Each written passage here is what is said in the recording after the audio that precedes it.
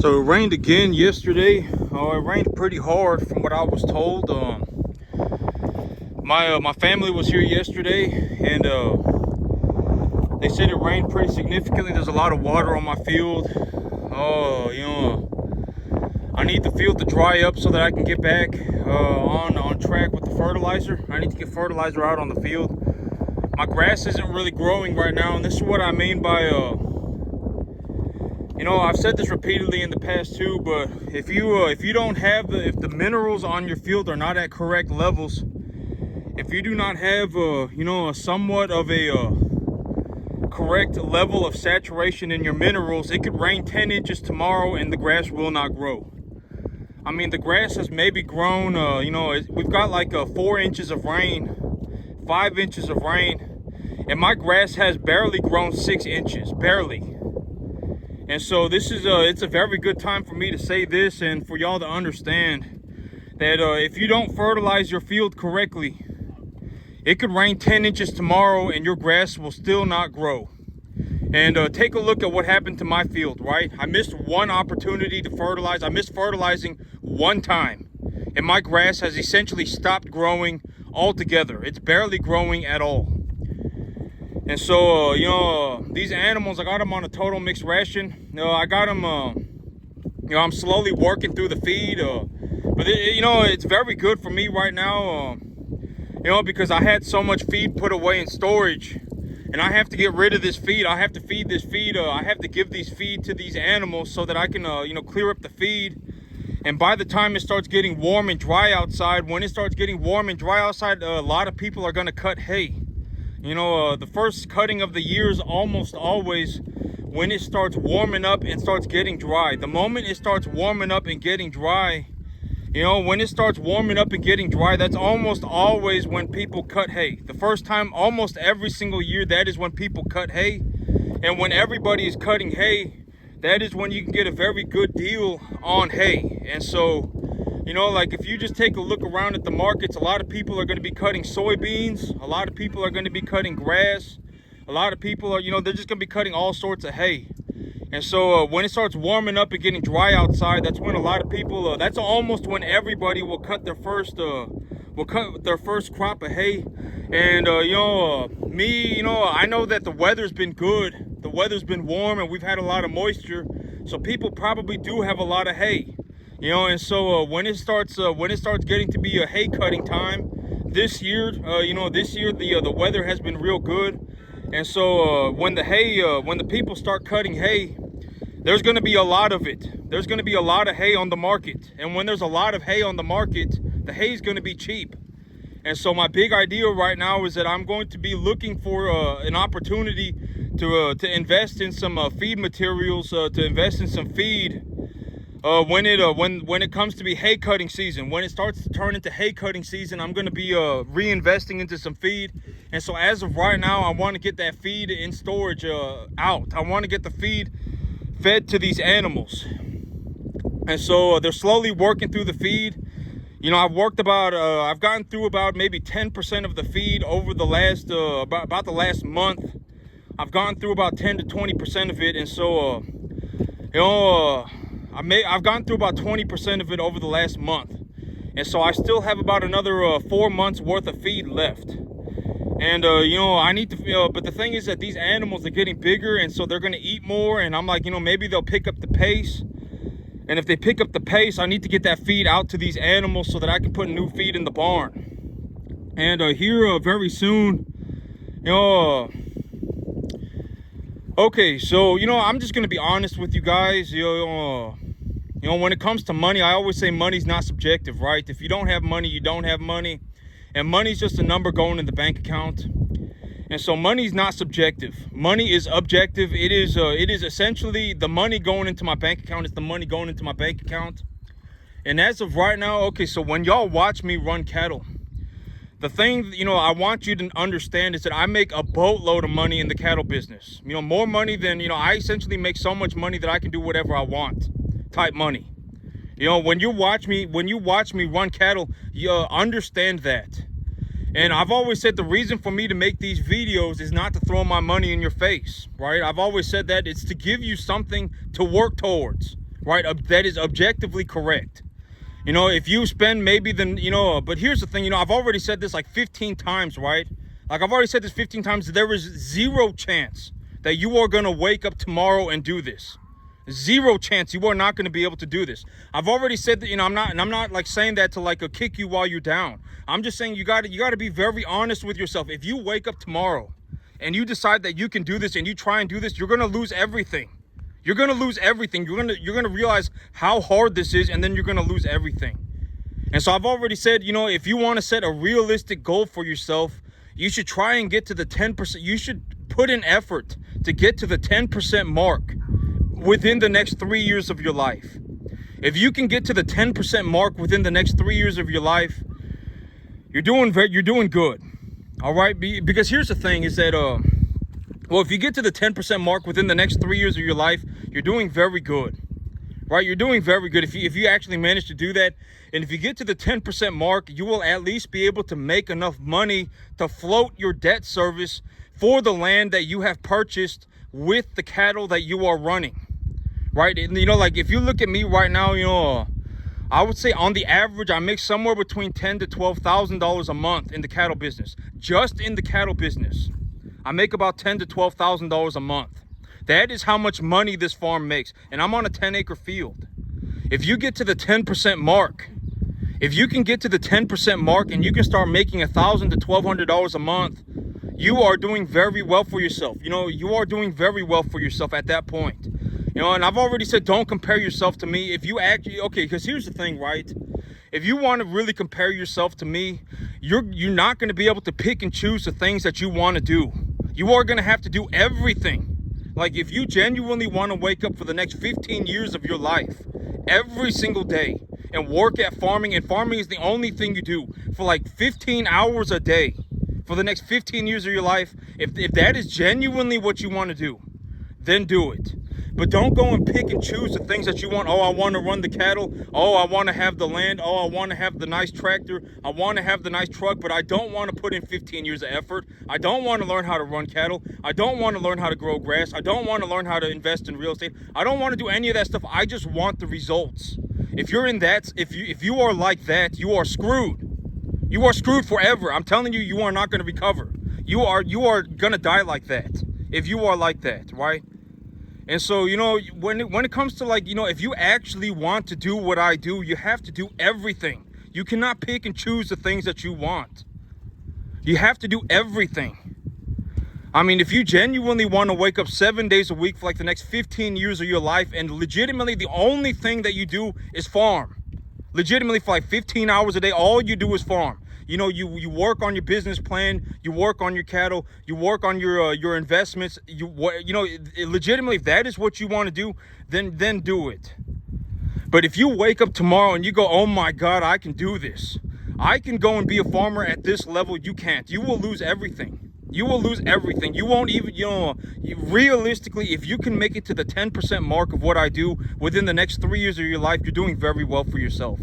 Let's just be very honest with ourselves, right? You can't do this. And if you could, okay, here's another way to put it, you know, because, according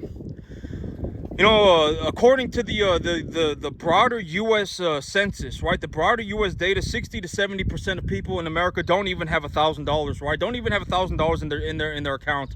You don't even have $1,000. I mean, if there's 500 of you watching my video, you know, that means 350 of you don't even have $1,000, right? And so, if you could make $12,000 a month, you would be doing it, right? You would be doing it right now. You would not be sitting on your hands. You can't do it. Not yet. I mean, if you actually want to do this, you are going to have to spend, I'm telling you, and this is also what I mean by, it would be a miracle if you turned on a dime tomorrow. Most of you, you know, you will not turn on a dime tomorrow. You won't. You know, you have a massive pile of BS on you, and you cannot move the pile of BS. Most of you are in that situation. You know, like legitimately, if 500 of you are watching this video, like 499.99 of you are stuck in that situation where you have a massive pile of BS on you and you can't move it. You know, and if you actually want to get to this point, you are going to have to turn on a dime. And if you turned on, okay, here's the thing, right? Like, if you were dead serious, if you were honestly dead serious, right? And you were like, you know what? I want to go and I want to be like a 1 in a 10 million type farmer. I'm genuinely going to go for it, right? I'm legitimately going to get so good at farming that I'm legitimately like 1 out of 10 million. Like, there may be 2 or 3 of me on the entire planet. Like, legitimately, like, if you put me up against the best farmers on the entire planet, there might be 5 of us. Right? Legitimately that good at farming. You genuinely want to get that good at farming. It's too late. Most of you cannot turn on a dime. Most of you will not turn on a dime. It's just too late. Like, okay, but here's the thing. If you genuinely meant it, I'm very happy for you. Like, if you actually want to go and do this, and you are going to turn on a dime tomorrow, and you are legitimately just going to work on farming for like 15 hours a day, then I am very happy for you. I'm very happy for you, and I sincerely hope that you make it. I'm being honest with you. I sincerely 100% hope that you make it. I am 100% for you making it. I want to see you make it, right? 100%. But chances are you can't. You won't be able to turn on a dime. Chances are you won't. And I've already said being poor is like being on drugs, right? If you're poor, it's like being on drugs. And this is a very realistic way to put it. Because if you're on drugs, right? If you've ever gone just out into the world and you've seen a drug addict, you know what they look like, right? They're kind of nodding off. They'll be nodding off. They'll be sometimes you'll even see them using their drugs on the street. Sometimes it's so bad that, like they'll smoke a bunch of meth and they'll cut their face open. Sometimes, there'll be, we had 2 people die in the parking lot from overdosing on fentanyl over the last 365 days. 2 people overdosed on fentanyl. And then you also kind of realize that there's other things going on. Like, the dope dealers are standing on the corners, and the dope dealers are always standing on the corners. And, like a guy got shot a week ago. There was a guy that got shot on the corner. You start to understand what it looks like to be, like if you see a dope fiend, like someone who is legitimately addicted to drugs, you kind of just begin to notice what it looks like, right? You notice what it looks like. This is what it looks like to be addicted to drugs. Well, it's the same thing for being poor. If you're poor, it's just kind of obvious. Like, this is not a good situation, right? Like, you are poor. But here's the thing about being poor. And I've already defined poor. Like, I'm not saying like, I've already defined poor, right? Poor, number one, the 3 ways that I would define poor is, number 1, you are broke. You essentially do not have money in your bank account. Number 2, being poor is you do not have a retirement. And number 3, being poor is essentially your family is actually having difficulties because you do not have money. Those are the 3 ways that I would define poor, right? And the one way that I would define rich is that you are rich if you have more money than you spend. If you make $7,000, but you use $5,000, then you have $2,000 left over, then you're rich, right? Then you're rich, right? If you're poor, then you're poor. If you're rich, then you're rich. And I've defined it for you in very, very specific terms. And here's the thing. It's like, if you're addicted to drugs, right? If you're addicted to drugs, it's kind of just seen by society as a not good thing, right? Society has accepted it as a not good thing. Like, like it's not good to be doing drugs, right? Like, if you're out legitimately, on the corner every day begging for money, and, you're just out on the corner begging for money every single day. And then every time you get some money, you go and do some drugs. And then, the drugs are legitimately starting to like make you look like a zombie, right? You're legitimately starting to look like a zombie. And I mean, you're just, but being on drugs by society is seen as a not good thing, right? And it's very easy to notice somebody who's on drugs, right? Well, it's the same thing for being poor. You don't want to be poor. Maybe if I make this very apparent to people, maybe you will actually start to see what I'm saying. It's very obvious to recognize poor people, just like it's very easy to recognize people who are on drugs. It's very easy, and it should not be it should not be societally acceptable. Like, if you're poor, you should not be getting like here's the thing. It's like, if you're poor, like if you're legitimately, let's say you're poor because you just you know, whatever, you bought a car that you can't afford, or you bought a house that you can't afford, or whatever it may be, the reason that you are poor is the reason that you are poor. And if you are poor today, the same reason you are poor today is going to be the same reason you are poor tomorrow. The same reason you are poor yesterday is going to be the same reason you're poor in a week. This, you know, most of the time it's going to be, you know, because that's what I call the pile of BS, right? And so, you know, society, you know, maybe if I introduce this idea, y'all, you know, people will begin to, you know, all of you who are, you know, just watching this video will understand what I'm saying. You know, being poor should not be societally acceptable. You should not be encouraging people to be poor, right? I mean, it's not good. Once you start to notice what, you know, being poor is like being on drugs. You know, if you're on drugs, it is very easy for me to notice that you are on drugs. If you're poor, it's very easy to see that you are poor, right? And you don't want to be poor just like you don't want to be on drugs. You know, and, you know, because, okay, here's the thing about being poor, but here's the thing, and it's like, if you want to take this analogy a little further, right? Once you've started the drugs, once you started becoming poor, I mean, usually it is like your pile of BS will just continue to get bigger. Every single day that you wake up, you will pick up the shovel and you will just start scooping a little bit more BS onto your pile. You will. And that's the thing about, you know, that's why I always, you know, correlate being poor like being on drugs, right?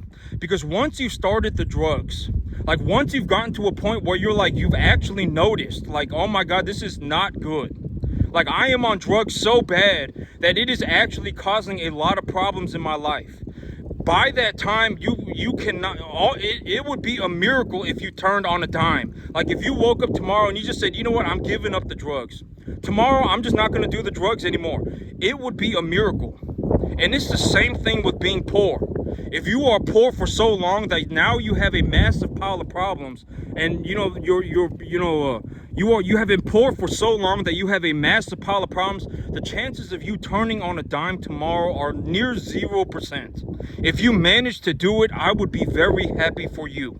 I honestly would be. Like, if you legitimately turned on a dime tomorrow and you actually went and became not poor, and you actually decided, you know what, it's like giving up the drugs. Like, if you woke up tomorrow, if you were majorly on drugs and you said, you know what I'm going to do? I'm going to give up the drugs, and you actually went and did it, I would be very happy for you. Why would I want you to be on drugs? Why would I want you to be poor, right?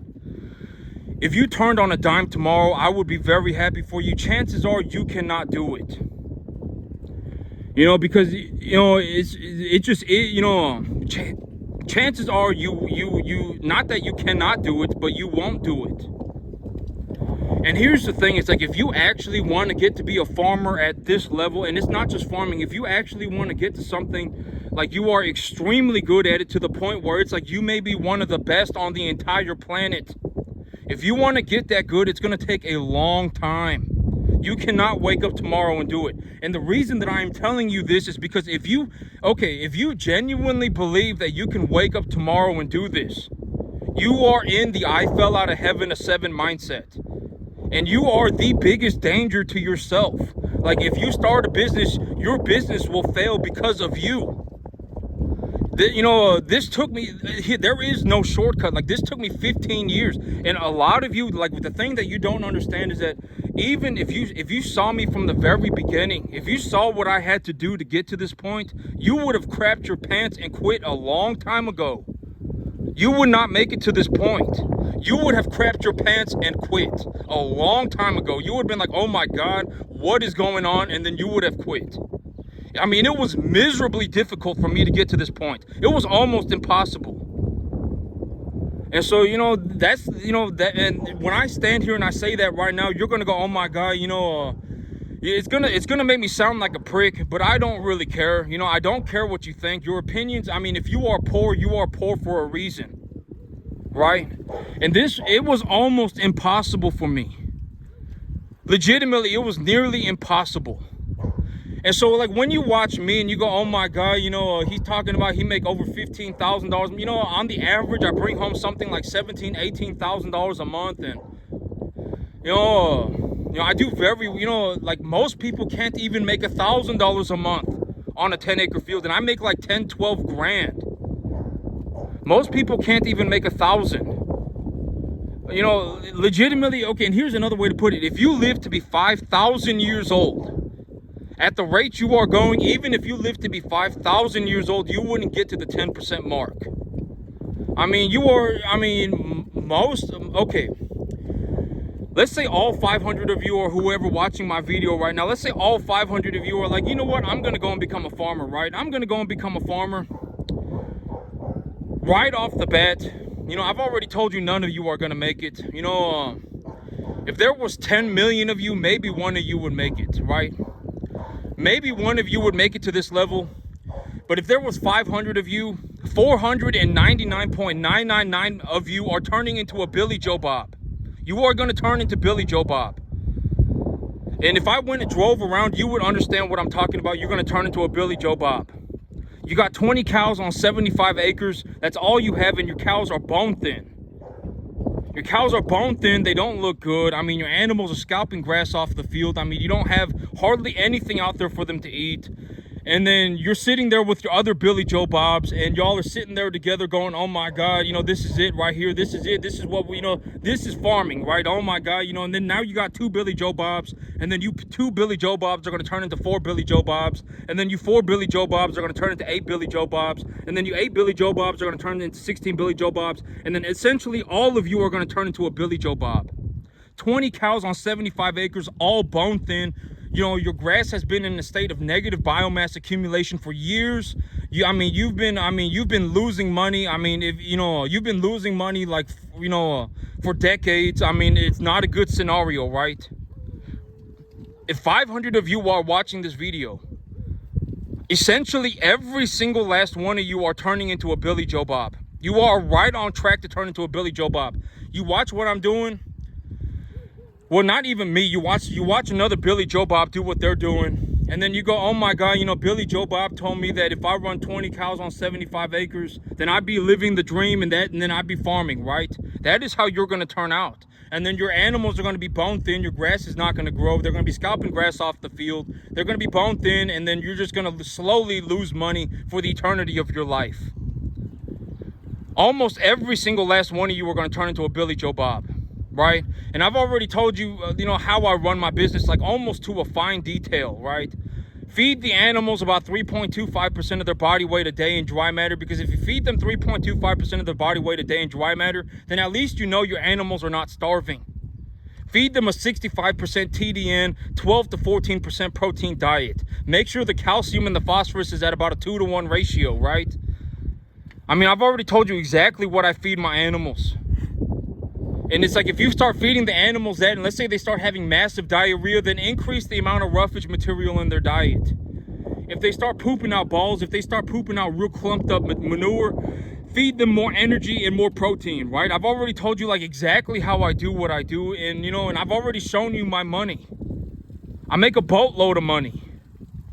You know, here in about the next 3 months, I'm actually going to go and buy myself a new truck. Why? Because legitimately, I am making so much money that, you know, okay, here's the situation with me. If I take the money that I'm making in the cattle business right now, when I reinvest the money just straight into cattle, I've already said this like 15 times too, but if I take the money that I'm making in the cattle business and I reinvest it into just straight cattle, right? Because I've already said the reason that I purchase cattle is because cattle are a tax deductible asset that I can appreciate at a profitable margin. Right, if I put $1 into the animal, I make $2.50 back. Right, I make $3 back. If I put $1 into the animal, I make a profitable margin by investing into the animals. And because my animals are tax deductible, I now have the capacity to appreciate my wealth tax free.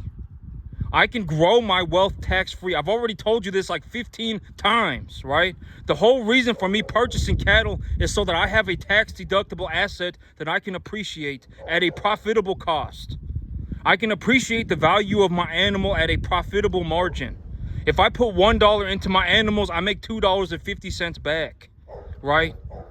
And how do I do that? I've already, the answer is going to be the same all the time. I go on the feeder cattle market in my local area here in Central Texas. The cattle here in Texas, just overall, we have a massive amount of cattle. A lot of these cities here in Texas, will actually have more cattle than they do people. There are a lot of cities that if you just drive around and you take a look around, there are more cattle than there are people. That is how many cattle are in this area. And so there is a massive number of cattle in my area, but the cattle are worth less. Not worthless, but they are worth less. They are valued less. They are given essentially an appraisal value. Like if you took a herd of 100 random beef animals, if you came to Texas and took 100 random beef animals from Texas, and then you went to somewhere like Montana, or you went somewhere to like Idaho, or I don't know, Nebraska, if you went somewhere to like one of those areas and you were to take 100 cattle at random, and you were to take a 100 random cattle sample, chances are the cattle in Nebraska will be valued higher than the animals in Texas. There is a lot of cattle here in Texas. There's actually probably more, a lot of these cities in Texas have more cattle than they do people. And so there is a lot of cattle in my area, but the animals are valued at a lower amount. Like if you took 100 animals here in Texas at random, and you went to like Nebraska and you took 100 animals at random and you compared the two animals, the animals from Nebraska will probably be better than the animals from Texas in terms of the quality of the meat. The animals from Nebraska will probably be better than the animals from Texas in terms of the quality of their meat. And so the animals here in Texas are valued at a less amount. And so how do I calculate that? I take the feeder cattle number and then I deduct 10%. And another way you can do it is you can go onto these different sale barns and you can look up a lot of these sale barns around here. A lot of these sale barns around here will have something like what's called a preconditioned sale. And if you go on their preconditioned sale, they will have like the number one type animals, number 1 to 1.5 type animals, and then they will have their weight. They will have the color of the animal's fur, and then they will have they will just write it all down. And you can go onto these different sale barn websites and you can look at what are number 1 type animals selling for right now. What are 1 to 1.5 type animals selling for right now? 1.5 type animals are selling for $2.10 to $2.15. Number 1 type animals are selling for $2.30 to $2.35, right? And then you can get an average. Oh, if the number 1 type animals are selling for $2.35 and the feeder cattle market is sitting at $2.50, then that's a 15-cent deduction, right? And if you take the number 1 and you take the number 1 to 1 and you take the number 1.5 type animals and you blend the numbers together, you're essentially in a situation where 1 to 1.5 type animals are selling for about $2.25 a pound, right? They're selling for about $2.25 a pound. If number 1 type animals are selling for $2.30 to $2.35, and number 1.5 type animals are selling for, let's say, $2.15 to $2.20, then essentially number 1 to 1.5 type animals are selling for about $2.20, $2.25. And that is why I estimate my numbers at $2. Right? I always lowball the crap out of myself. Even if I think that I'm going to get 2.25 for my animals, I just say I'm going to get 2. Because if I say that I'm going to get 2, what is a number? A $2 animal is like a Jersey dairy cross. It's like a Jersey Angus cross, right? I mean, legitimately, almost a straight up number 2 type animal with a good frame on it will sell for about $2 a pound. And so I always estimate my numbers very low. There's a reason that I do that, right? I always say lowball the crap out of yourself. If you lowball the crap out of yourself, then you're off to a good start. And so number 1 to 1.5 type animals essentially in my market are going to sell for about $2.25, but I estimate $2, right? And essentially, okay, here's another way to say it, because if I say number 1 to 1.5, I mean, y'all are going to be like, even though I've told you 15 times, you're going to go, and then you're not going to understand. So what is a number 1 to 1.5 type medium large frame animal? Essentially what I'm talking about is a beef animal. When you go to the grocery store and you buy beef, just regular old beef, if you pay like $10-12 a pound for it, right? If you go to the back of the groceries, not the back of the well, I mean, usually the meat is in the back, right? If you go to the back and you buy the meat from their meat section, these animals are essentially the meat that you are buying. They're not like some USDA choice prime Angus, right? Like if you really want like a specific, like a super high grade Angus steak or super high grade whatever steak, then that would be different, right? Like if you go to the back and you go to the meat cooler and you go, oh, you know what, I want like the highest grade marbling Angus steak, then that's something different. But if you go to the grocery store and you buy beef and you just buy regular old, let's say you pay $10 to $12 a pound for it, right? You pay like $10-15 a pound for it. It's just regular old steak. It's just a regular good steak. These animals are that steak. So essentially these animals, 1 to 1.5 type medium large frame commodity animals are the beef that you are eating. That is another way to look at it. And that is also why I say, when I look at these animals, when I appraise these animals, when I give these animals a value, I am essentially taking a look at them and going, this is how much beef they are going to produce. At the end of the day, that is what I'm saying. Why do I say that these animals are worth about $1,500 a pound, right? Or excuse me, why do I say that these animals are worth about $1,500 an animal, right? Why do I say that? Because that is roughly how much I will get paid for my portion of doing my portion of the work in the beef industry. When these animals go through the meat processor and they get all, they get processed and they get turned into packaged beef, that beef will have a value, right? And that value, and because that beef has a value, these animals are considered valuable, right? That is all I am saying. That at the end of the day, these animals are worth what they are worth, because when they are turned into beef, that beef has a value to it. And so that is essentially how you appraise an animal. And why do I always say you want to choose 1 to 1.5 type medium large frame animals, right? The 4 major beef breeds in Texas, in my area, are the Angus, the Hereford, the Brahma, and the Charolais. And I've already said that like 15 times, right? And it's not going to change. I mean, someone, like the beef, that when you go and you buy beef from the grocery store and you buy that regular old beef, you're not buying some mystical animal, right? I mean, you're buying essentially, most of the time, I would almost be willing to bet, that most of the time you are going to be buying either an Angus, a Hereford, a Brahma, or a Charolais. You're going to be buying one of the more than like half the time, right? I mean, there are other breeds, but you don't want to get into the other breeds. And I would say don't even look into them, because you don't want to be in a situation where you're like running there are other beef breeds where if you breed them right and you get them going good and everything, then you essentially do still have a number 1 to 1.5 type medium large frame animal. But I'm just gonna say, like for me personally, those are the 4 major breeds that I personally focus on. Like when you take a look at my animals, you're gonna see that almost all of my animals look identical, right? They almost look identical to each other. In one way or another, all of my animals look pretty similar to each other, right? But that's why, because I only choose 4 major breeds. When I go to the sale barn and I take a look through their cattle and I say, oh, well, this looks like an Angus animal, even if it's not an Angus animal, if it turns out to be a Simmental, it doesn't matter, right? I mean, as long as it, if it looks like an Angus animal, and it's got long legs and it's got a big body. I've always said the things that I'm looking for is a beef animal with long legs and a big body, and then I take a 10% deduction off the feeder cattle market, and then I cut that number in half, right? I cut that number in half, I deduct 10%, I cut that number in half, I go to the sale barn, and then what I'm looking for is a 1 to 1.5 type medium large frame animal, essentially a beef animal with long legs and a big body. And then that is what I'm looking for, right? And if you go into the sale barn and you understand what an Angus animal looks like, if you understand what an Angus, and this is a very good example. You see this animal right here? Like if I look at this animal, it's definitely not an Angus animal, right? Definitely not an Angus animal.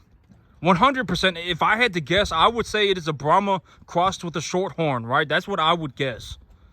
Like if you go into the sale barn and you see an animal like this, just don't buy it, right? I mean, I've already said that. Don't, just don't buy it. Just focus on the 4 major beef breeds. Angus, Hereford, Brahma, and Charolais. That's essentially all you need to know. And if the animal looks like an Angus, then buy it, you know, because it doesn't matter that it's if it turns out to be a Simmental, it doesn't matter. If it turns out to be a whatever, it turns out to be a balancer, it doesn't matter. It turns out to be whatever, as long as it looks like an Angus animal, you'll be just fine. It needs to have long legs and a big body, right? And like, you know, like let's take a look at this animal. You know, like this animal right here, when I bought this animal, I thought it was a Brangus, but I'm starting to think that it's not a Brangus, because this animal over here is a Brangus. But more or less, it is like a Brangus, right? I mean, take a look at him and take a look at him, right? They are more or less the same thing. I mean, you know, a 1 to 1.5 type medium large frame animal, essentially a beef animal, right? And take a look at my animals. They all more or less look almost identical to each other, right? And that is why, because I only choose from those 4 major types of cattle. That's it. I mean, legitimately, that's it. The 4 major types of cattle that I go, when I go into the sale barn and I take a look at the animals and I go, oh, this looks like an Angus animal, then I buy it. If it looks like a Hereford animal, I buy it. If it looks like a Hereford animal crossed with an Angus animal, I buy it. If it looks like an Angus animal crossed with a Brahma animal, I'll buy it. If it looks like a Hereford animal crossed with the Brahman animal, I'll buy it. If it looks like a Charolais animal crossed with an Angus animal, I'll buy it, right? You know, as long as it is within those 4 breeds, and it could be crossbred between the 4 any which way, right? And that is why, you know, but essentially that is what 1 to 1.5 type medium large frame animals are. Like if you go to the grocery store and you buy beef, right? If you go to the grocery store and you buy beef, essentially you are buying an animal like this, right? You're not buying some you know, some like you know, rare genetic. You're not buying some like extremely rare genetic, like oh my god, you know, the beef industry only grows this type of animal, and you know, only these type of animals make it to the beef market. That is not true. Essentially, the beef that you are buying when you go to the grocery store and you buy beef, and you buy just regular old beef, you are buying one of these animals. And that is what a 1 to 1.5 type commodity animal means. It's just a beef animal. A long story short, a 1 to 1.5 type medium large frame animal is just a beef animal. That's it. And so that's it for me today, YouTube. Y'all have a good one.